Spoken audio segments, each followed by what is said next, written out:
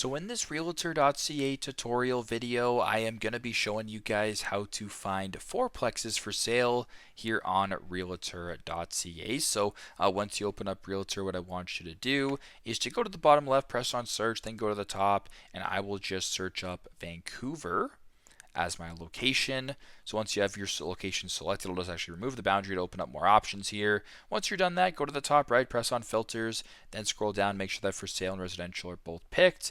Then go down to press on building, or building type and any. Then scroll down to where it says fourplexes. Press on fourplex right here. Go to the bottom right, press on search. Now what it's going to be doing is refining your search for fourplex options only. So very simple, very straightforward. This is how to find fourplexes for sale on Realtor.ca. Thanks again for watching, and I hope this video helps.